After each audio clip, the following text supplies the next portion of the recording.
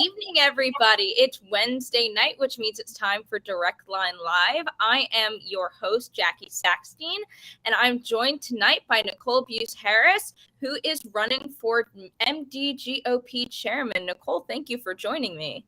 Thanks for having me.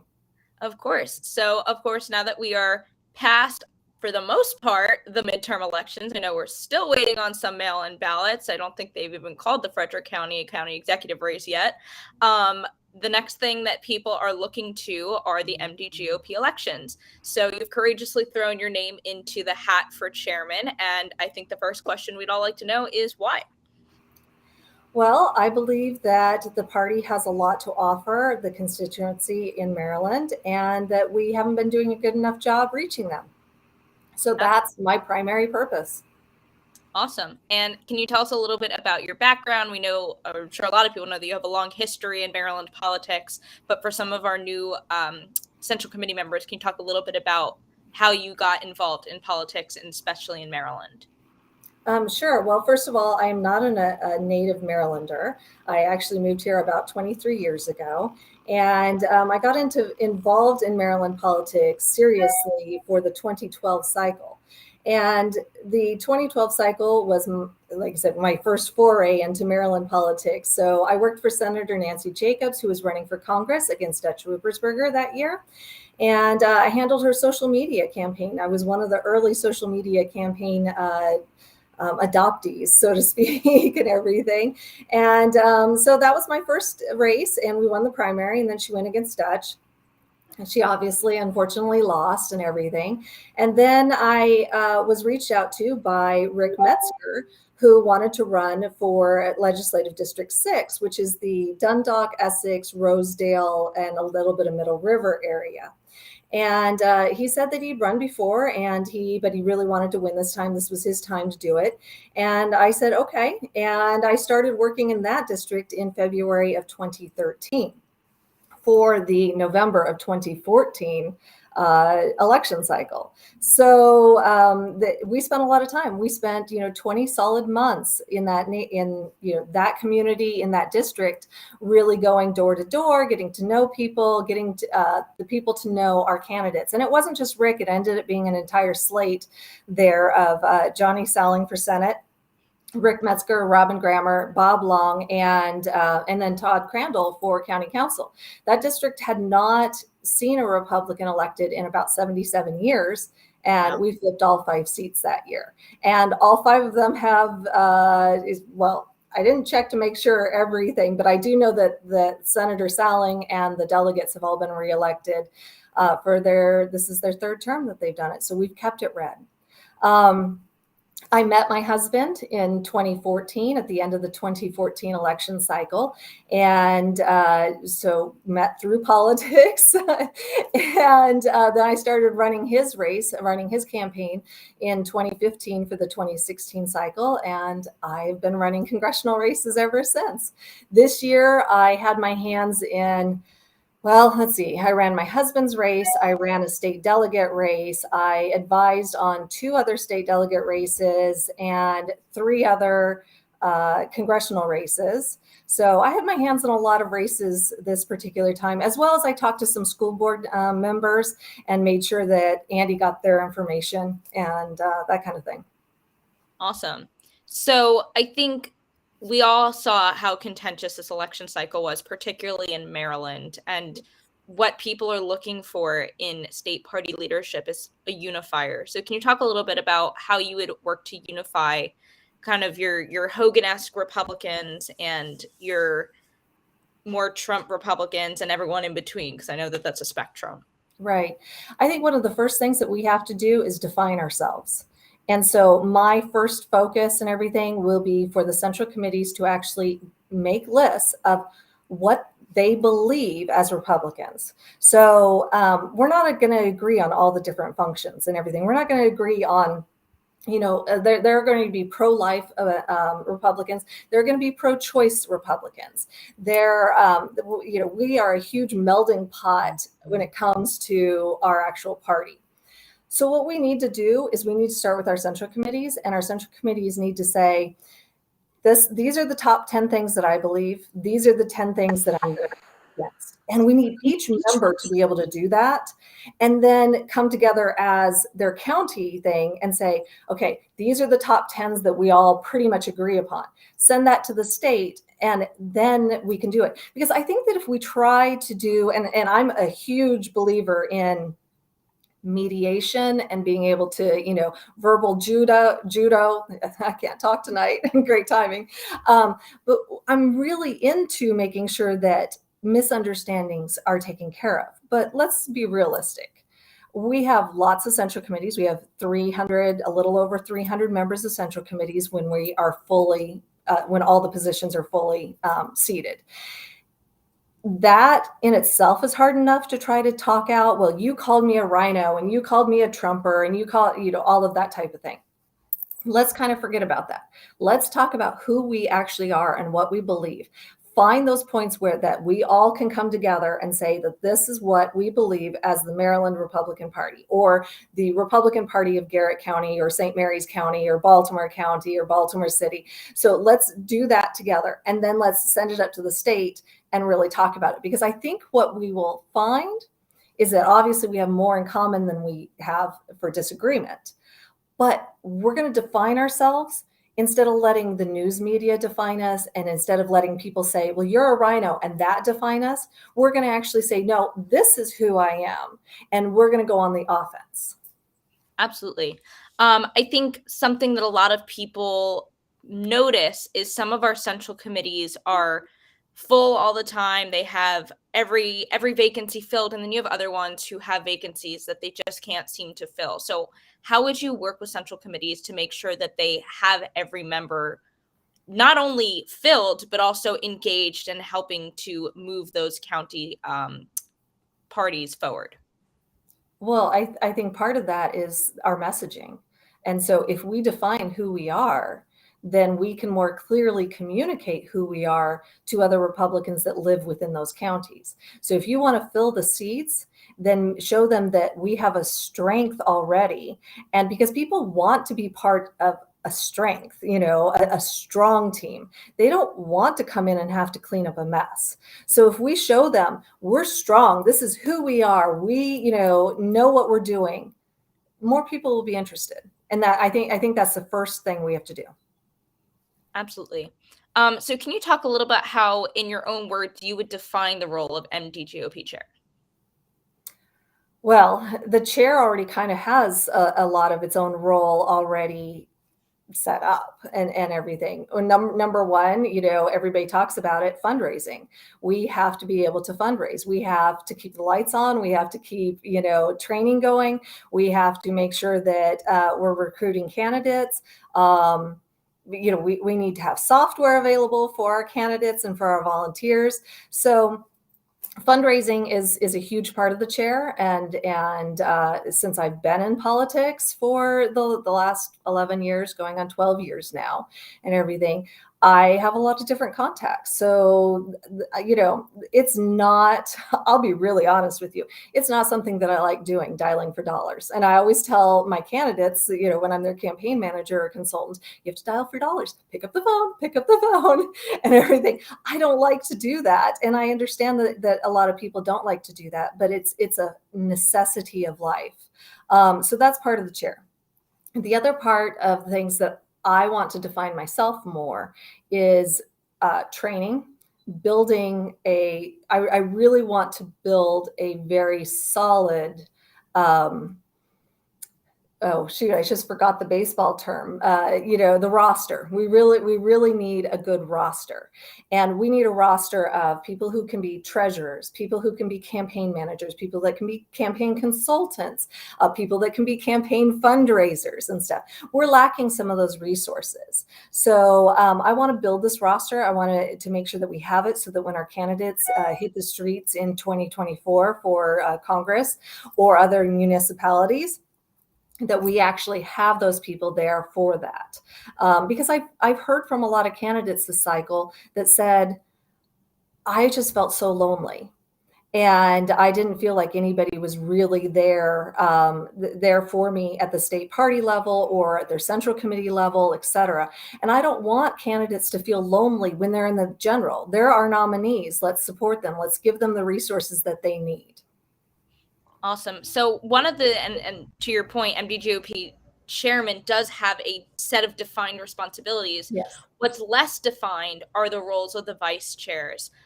And you've made it a point to say in your candidacy statement that you are not running on a slate, that you would like to work with whoever can win, which is admirable and awesome.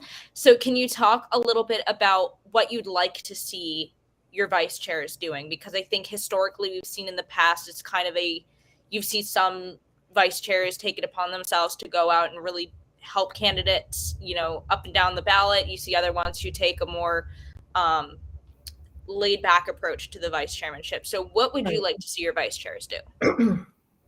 Well, I think that vice chairs should also help with the fundraising aspect. I understand that it's a chair thing, but we're all in it together. It's our family finances, so to speak. So let's everybody contribute something as much as we possibly can. For other things, again, help with recruiting candidates. I think that everybody should be helping to recruit for candidates. Recruiting the campaign managers, stepping up to train, anybody who wants to be involved in campaigns. I would love to see the vice chairs actually get involved with that training as well. In addition to that, I think that they need to, help to define the party in different ways, make sure that they are in the community. I know that, like you said, some of the vice chairs go out to all kinds of things. They'll be on the Eastern Shore one day and stuff, and maybe even same day they'll head out west and hit some of the Western counties. And then other ones you don't hear from at all. So I want to see everybody very active across the state. That's a big thing. But we have topics like, election integrity. We have topics of training, like I've said. We have so many different things that they could be involved in that there's more things that they could be involved in than there are hours in a day. Definitely. So I know we don't want to give away all of our strategies and secrets, but we do have Robin asking to talk a little bit about mail-in ballots and what you would like to see happen in terms of mail-in ballots in the state of Maryland. Do we play that game? Do we try to get mail-in ballots eliminated? What's your take on that? Well, we're not going to get them eliminated. I mean, I'm a realist. I'm an idealist, but I also am a realist. So, hold on just a minute. sorry. Excuse me about that. So, with mail-in ballots, I would love to see mail-in ballots severely restricted again and stuff, so that it was just absentees with cause. So you're in the military, you're a student out of the state and everything. You're like, my son's down in Florida going to school, making sure that only people who really have that reason and that need can get a ballot that way. I don't see a need for that many, but we're not going to convince the Democrats in Annapolis that they need to get rid of mail-in ballots, because they're winning mail-in ballots. So a little bit of like chess thinking and everything like that. If you want to get rid of mail-in ballots, then you actually have to start winning mail-in ballots. Democrats aren't going to want the mail-in ballots if Republicans are the ones winning the mail-in ballots. So we either have to win, enough seats in the state legislature to be able to change it, because constitutionally speaking, they have the power to decide how elections will be held in this state. So we have to do it constitutionally, and unless we can go and convince a whole bunch of them to change their minds right now, we're not going to do it. So that means we have to win enough seats, which means that we have to start winning at mail-in ballots.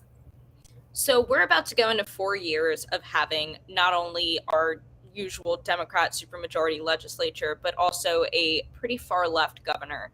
So how do you see us working to get legislation passed? I know obviously you're not in the legislature, but how can, as a state party, we work to get things passed, things that are common sense and should be bipartisan, like voter ID? Right. Well, I don't think that we're going to get voter ID in the state either. So while that's common sense, even Georgia made changes and stuff after the 2020 fiascos and contention. So I would say that yeah, they're going to have to be very common sense. They're going to have to be driven by communities. So we need to make sure that people are actually calling their delegates and their state senators and saying, this affects me, and, and get an overwhelming amount of support from people in the communities. That's how we change the minds of the Democrats. And with that same background of going into 4 years of full Democrat rule in the state, what's your message to, because I've been seeing it, the doom scrolling on Facebook is like, that's it, Maryland's doomed, I'm moving to Florida, moving to South Carolina. What's your message to those Republicans who are saying, I got to get out and leave? Don't. With every Republican that leaves the state, that makes our job so much harder. And I don't want to see people, just leaving. I mean, yes, there's a battle that we have to apply and that we have to fight. And when we go down more men, that makes it so much harder. So please don't give up on us. Please don't leave. We have an entire new plan, an entire new playbook, or at least I do. And that's why I'm running for chair. But I need all hands on deck. So, and I understand that I understand the need and that kind of thing, but there are a lot of states that have flipped their registrations. Florida is an example of one, honestly. So let's do that in Maryland, and it's going to take a lot of work. I won't sugarcoat it. So one of the messages at a national level that we've been trying to push as a Republican Party is this idea of the Big Tent Party. And to that end, as chairman, you have a lot of auxiliary organizations, the BRC, the Young Republicans, the College Republicans, and the Log Cabin Republicans, just to name a few. What is your plan as chair to work with those auxiliaries, and how would you like to see that relationship with the auxiliaries between them and the state party? Well, okay, so I kind of see the auxiliaries a little bit different than a lot of people probably do. But hear me out on this for example. So my husband has an official congressional office. And then, we also have the campaign office. They have two very different roles.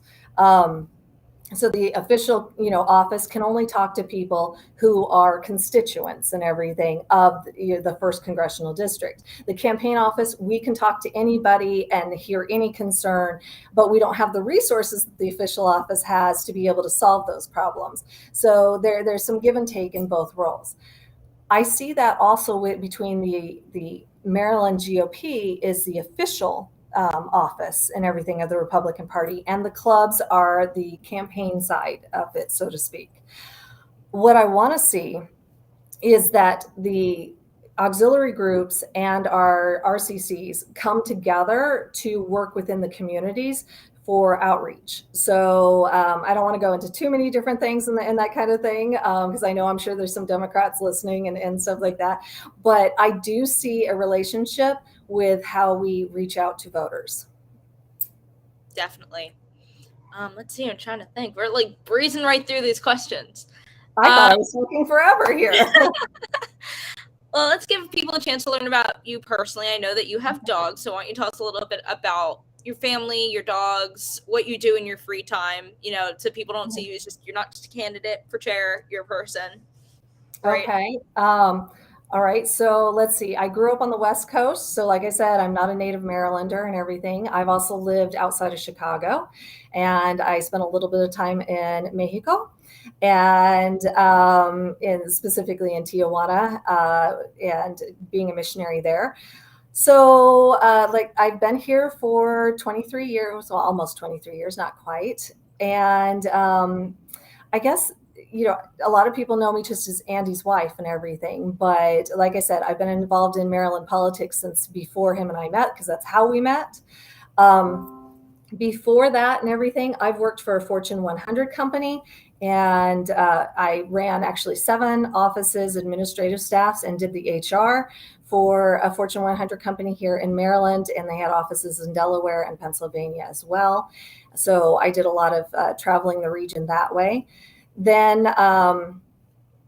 okay, let's talk kids and stuff. So Andy has 5 children. So I have 5 stepchildren, or I guess I guess the politically correct term these days is actually to call them bonus children. I But know that's a new one for me. oh, okay, yeah. I've heard that a lot lately and everything. I have one child, and he is a sophomore at Florida Institute of Technology right now. He's going into mechanical engineering. I actually am also in college right now. I decided to go back this year, so I am a student at University of Maryland Global Campus at this particular point, and so far I'm enjoying it. But I'm also very glad that I am not a 18, 19, or even 21-year-old brain going through that, because there's a lot of liberalism in all of the stuff that I have to read. I'm like amazed at how infiltrated all of the work is. And that really frustrates me. So yes, we have one dog actually. Her name is Fiona. She's a rescue. We've had her for 1 year. We actually picked her up on our way home from the fall convention last year, and she's a poodle. And she's the reason that I am wearing a boot right now and on crutches. So, oops, a little election night incident and everything. But oh well. What else do you really want to know? I'm very involved with my HOA here in Cambridge. So we do live in Cambridge, Maryland, on the Eastern Shore. And, like I said, I want to be involved in the community. I want to know what my neighbors are thinking. I want to know what my neighbors' concerns are. And that's why I got involved in the HOA here as well. So I have a microcosm of people and everything within, the neighborhood here, and then the whole first congressional district that I've traveled around since 2015. Awesome. All right. So we do have some people throwing some questions in the chat. So let's go. Let's see what we have here that we can use. Oh, I see somebody asked about bonus children and grandchildren and everything. I do have 10 grandchildren through Andy. So, we're growing the family that way too. So you got a lot of Christmas shopping to do. So there's questions coming up about going to Western Maryland. I know the two areas that people sometimes feel like are neglected are the shore and Western Maryland. Obviously, you got the shore covered because you live there. Yes. So, are you planning to be that chair that's driving to every county, racking up miles on your car? I do, because I think it's really important to know the entire state. And, I grew up out west. I grew up with the mountains so I'm very at home with the mountains and the woods and hunting and, fishing and climbing and hiking and all of that. So no, I would love to go out there and, even what central committee wants to take me on a hike and everything, and we can talk while we hike or something like that. I would enjoy that very much. Let's see. Here's a good one. We do our big fundraiser every year is the Red, White, and Blue dinner. I know this year we just had Kellyanne Conway filling in for Kristi Noem. If you could pick your ideal red, white, and blue speaker, if it wasn't scheduling wasn't an issue, money wasn't an issue, who would it be? And why? Wow. You should have told me this question ahead of time. I just thought of it myself. I would honestly, I adore Kristi Noem, and I would like to give her an opportunity to come back. It was unfortunate that she couldn't make it this year, so I would like to see her. But I think that there are so many different people that would make great speakers. Kari Lake would probably be one of my top choices right now. I think she would have a lot to be able to share about the 2022 elections, and that would be interesting. Definitely. Well, if anyone wants mine, I've been saying we should get Greg Gutfeld here for years because I love him. Oh, that would be an interesting speaker as well. Yeah, so he's doing a book tour, if that makes any difference. I saw him in DC live once. He was great. Oh, did you? Let's see. Well, one of the other things you would get the privilege of doing as chair is to travel to the RNC meetings and talk about how great Maryland is. So do you have any connections currently at the RNC level nationally, or how would you like to connect with other states and learn from other states and what they're doing? I don't have a lot of I don't have a lot of connections with the RNC. I'll just be really honest about that. But I'm pretty good at making connections and networking, so I don't have any fear that I would not be able to pick people's brains pretty quickly. I think that. I think that we need to talk to like people in Florida who really worked on flipping Florida.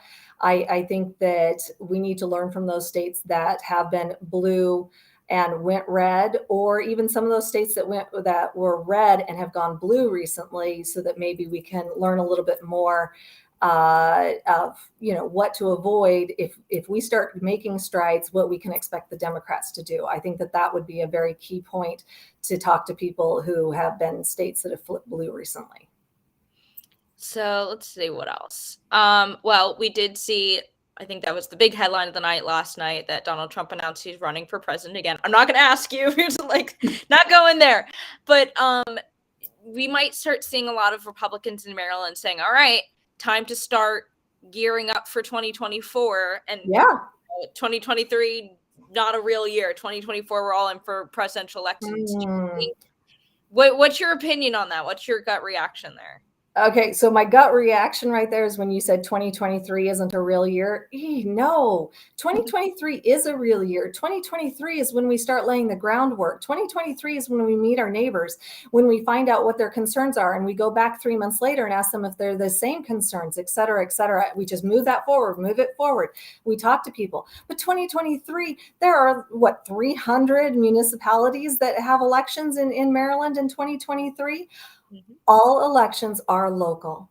Let's get involved. Let's get busy and stuff. Let's not just jump over 2023. It's important. It matters. Awesome. Robin actually had a good one here. Why should folks vote for you over your competition? Because I think I have a better package of skills and personality traits to be able to do it. I think that I have built a good network over the last 10 years that I've been in politics. So for the fundraising alone, I think that is key. I think that I also am a very good listener, and we need to do a lot of listening of our neighbors, of each other as we move forward. And I think that those are two traits that I excel at. And I mean, I can be a fairly passionate speaker. I might not be as passionate as some people, but I think I can be a pretty passionate speaker and get people riled up and get people motivated to get out there and get the work done. Awesome. Well, we're going to start to close out. I'm going to give people like 1 more minute to drop questions in there. So I'll give you another personality question while we wait for that. No. Something completely out of the blue. Let's see. Well, you're actually, like me, not a native Marylander. So when you moved here, I'd say, what's your favorite quintessential Maryland food? Because it's not just crabs. I've learned that. Yeah, no, it's not just crabs. I have to say, the first time somebody gave me a burger cookie, I was like, what is this, and that kind of thing. The sugar rush alone just about killed me, and then I was like, I want more. Yeah, I got some of those as a Christmas gift last year. I was like, oh, I'm here for this. Yes. So the burger cookies, the caramel creams. I really like the lemons with the peppermint sticks. So because those two flavors are just like to die for me, independent of each other or together, lemon or peppermint, I'm all there. But there's so many good food, items here in Maryland. And I mean, I love being, on the bay and that kind of thing. You can go out and get fresh seafood all the time. When I lived in Chicago or north of Chicago and that kind of thing, seafood wasn't exactly something that you got. But if you wanted a really good steak, obviously, they had their steaks, and I'm really a sucker for deep dish pizza. So that's something that I miss from my time in Illinois. But Maryland has so many great foods, and obviously crabs win everybody's heart for the most part. And that's the thing that people say, what's one food item that you can mention out of Maryland? Like if it was Family Feud and they would say the top 5 items out of Maryland, crabs always comes up number 1, right? So we got one more question that came in before I'll let you give your closing statement. Given the recent election results here, what messaging suggestions do you have for Marylanders to get them looking at the GOP? Since I guess all eyes in the public front right now are going to be on the Dems and what Wes Moore starts to do. Right. So given the recent election results here, what messaging suggestions do you have for Marylanders to get them looking at the GOP? First and foremost, we have to show them that we care. We have to be in our communities, and we have to let them get to know us as neighbors, and do a lot more community events rather than just knocking on their door saying, hi, I'm running for Congress, or hi, I'm running for mayor, whatever the opportunity is. That's been proven. I've proven that with, our ground game in LD6 in 2014. I have proven it, by telling candidates this time around who won office to get out there and do it, and they did it. A few of them fell short, but we did get some people across the line. We got some school board candidates across the line and everything like that, and they followed that advice of getting to know their neighbors and meeting them where they're at, and that's how we get Marylanders to actually look at the GOP. Awesome. All right. So what's your closing message here? Anything else you want to share with us before we wrap up? I feel that the Maryland Republican Party has had a lot more resources in the past, and we have unfortunately not had as many in recent elections. We've had 3 fairly brutal elections. In 2018, we failed for the drive for 5, and for getting more House seats, we lost some seats. In 2020, we didn't gain any more congressional seats. We knew that was a hard road. And here in 2022, the real the gut punch and everything was that we didn't get any seats on the congressional level there either, nor did we gain any seats in Annapolis. We actually lost more seats. So we've had 3 very brutal election cycles for the MDGOP, and that upsets me. And I thought about running a few years ago, a couple cycles ago and everything, but it wasn't the right time for me to be able to commit myself to the Maryland Republican Party and for all of the other Central Committee members and people who would be relying on me. We still had 2 kids at home, and that just wasn't going to happen. But now I'm ready. Now I have the time. Now I have the focus. And I have a marketing background. And I think a marketing background is exactly what we need, because it's different than what we've had for the last 10 years. But I have an entire plan already drawn out. Plus, I am calling and talking to Central Committee members, asking them what their needs were this last cycle and that didn't get filled, and what their wants were that also didn't get filled, but then what their hopes and their dreams are for the party as well. And I am I'm somebody who can see both sides, and I can listen to both sides, and then I can usually bring them together so that both sides can actually see what the other side is talking about. And while they might not end up agreeing on what the actual answer is, they can at least come together and work it out. And I think that's one of my special traits. But it's time for a marketer in the Maryland Republican Party, because we have such winning points to what we believe as Republicans. And so it should have been simple for us to flip seats this time. But our marketing was not right for the message. And that's what needs to be paid attention to right now. And that's why I'm the right person for the chair at this particular point. I have the resources, I have the contacts, I have the personality, and I have the marketing background to be able to do that. So I think that's why I'll make a great chair. And I really look forward to hitting the ground running on December 11th and stuff for that transition. I got a last minute question from Liliana Northidis. Okay. She wants to know what your favorite political book is and why.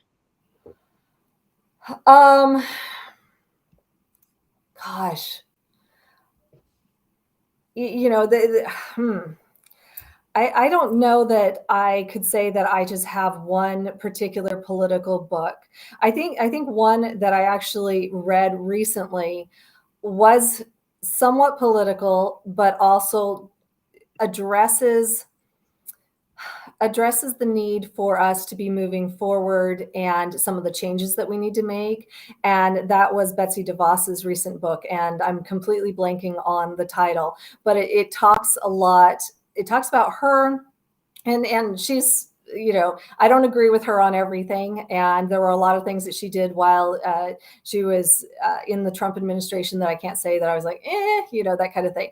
But she brought up a lot of good points. And I think that we need to start analyzing what we have let government grow into, and then start to analyze it and say, do we really need this part of government? Do we really need this path? Do we need to build a bigger administration? Do we need to make a smaller one? How do we do that properly? And different things like that. So anyway, honestly, one of the other books, not really political, but I love a lot of the books on Frederick Douglass.